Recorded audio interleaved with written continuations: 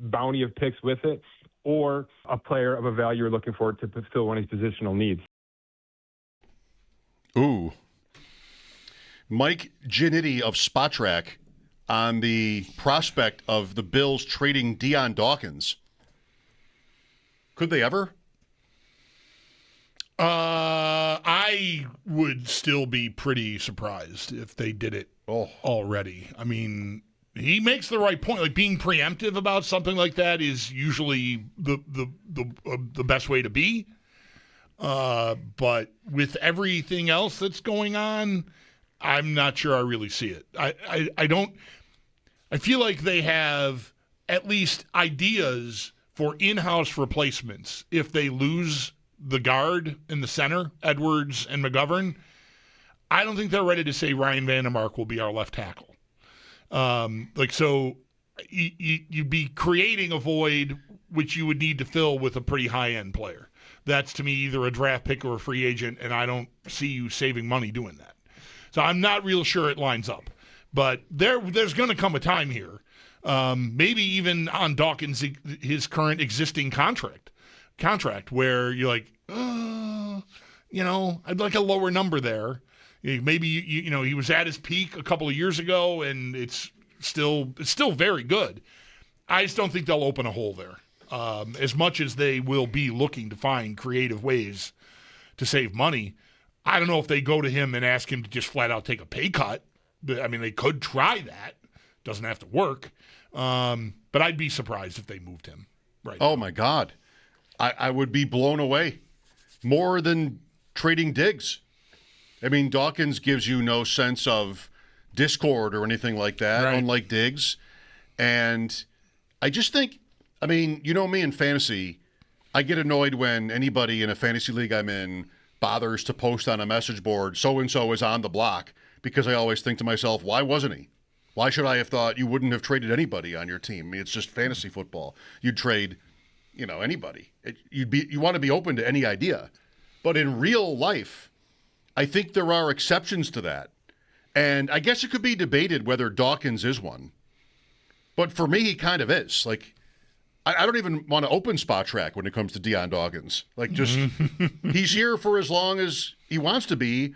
As long as he doesn't get bad, then I'll deal with that. But he is number 2 on the list of players for importance and, fan popularity. Isn't he just like not Allen, but next in every way? He rates very highly, I think, popularity-wise. Yeah, it's the big personality. I mean, he's one of the key voices of the team, I think. And that's also, as I think it gets overdone, but to the extent where the team takes pride in what they mean to the community, like individually, Dawkins is way up there. Like, he's as around as anybody, maybe easily more visible in this way than anybody else on the team. So, wow. Yeah, that isn't something I've thought about at all. He's never been a player that fans call in to complain about. Has that ever happened?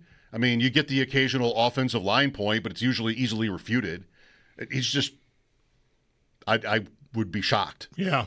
I mean, what is this point? So part of the calculus on this is whether it's Dawkins or someone else, like, what do we need to think about in terms of the fan base and where we're at? I mean, I don't even know if the coaching change was really that much of a negative to the fan base. Most people at least will get it, why they did it. So there's that to consider, but do they need to consider how do I want to put it? What the fans want in anything they do this offseason? Is that while they'll draft a certain player or position? Is that while they'll do A or B in free agency?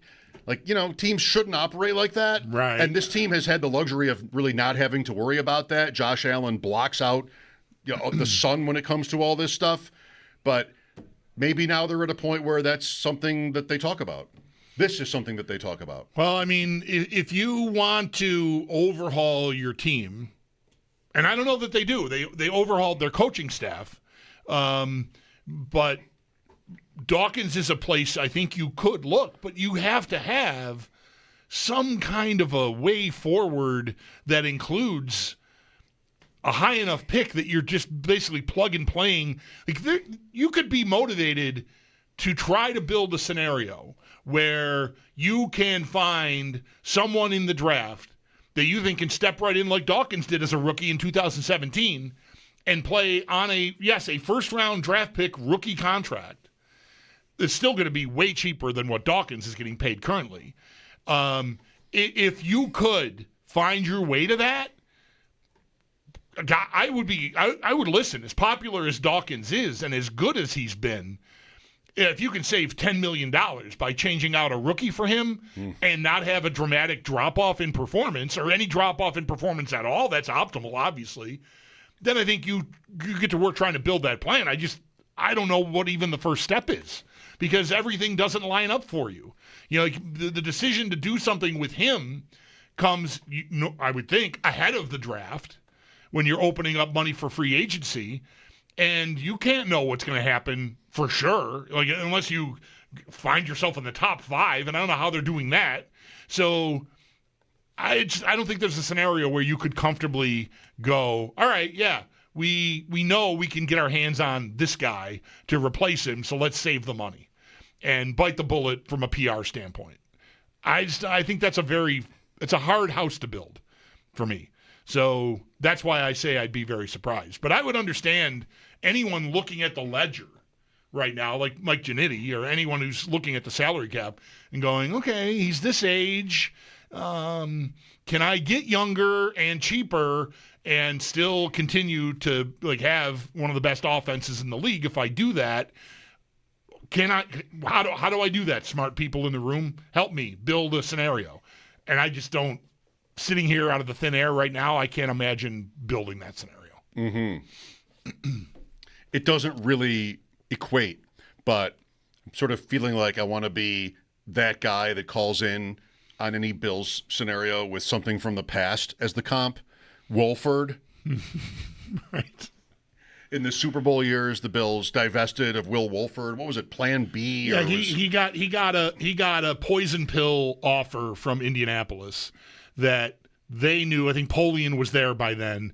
Knew the Bills couldn't match, and so he left. He went to Indianapolis, and the Bills had to pivot to that's John Fina. John Fina. Yeah, 93. Well, all right, we don't need to do that then. We don't need to complicate this. I don't think so. Do not trade Dion Dawkins. Make an exception. Figure something else out. There are a lot of players on these teams. There's 50 guys. I mean, figure something else out. Right. A lot of them are replaceable. A good, if not great, left tackle is not easily replaced. Like that is not something to take for granted. I doubt the Bills will do that.